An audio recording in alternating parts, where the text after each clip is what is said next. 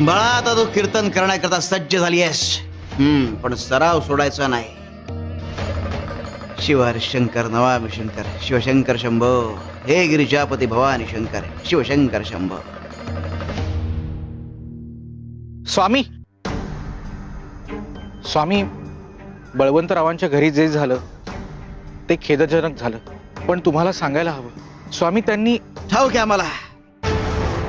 अरे, ज्याला देवाचा प्रसाद प्रिय नसेल, नाकारायचा असेल, त्याच्या वाट्याला फक्त पश्चाताप येणार. पश्चातापासारखं मोठं दुःख नाही. सगळी दुःख विसरता येतात, पण पश्चातापाचं दुःख विसरता येत नाही.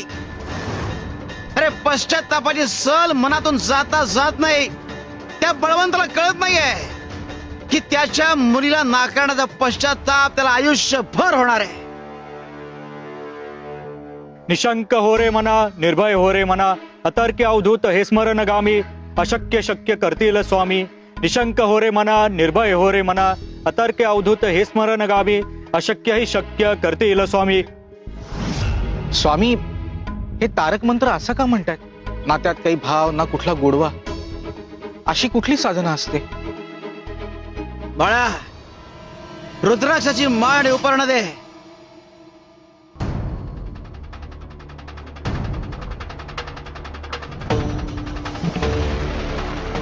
आमच्या हातात माळ आणि उपर्ण आहे. आमच्या हातात माळ आणि उपर्ण आहे. आमच्या हातात माळ आणि उपर्ण आहे. आमच्या हातात माळ आणि उपर्ण आहे. आमच्याकडे माळ आणि उपर्ण आहे. आमच्याकडे माळ आणि उपर्ण आहे. माफ करा स्वामी, पण तुम्ही असे का सांगतात? मला दिसतं तुमच्या हातात रुद्राक्षाची माळा आणि उपरणं आहे, पण तुम्ही ओरडून का सांगताय? दिसतंय ना?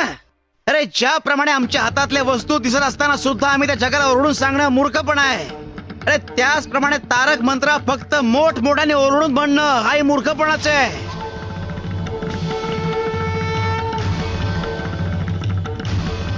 अरे, तारक मंत्र आत्मसात करा, त्याच्याशी एकरूप व्हा, आमच्याशी जोडले जा. मग तुम्हाला तारक मंत्राचा मोठमोठ्याने ओरडून म्हणण्याची गरज पडणार नाही.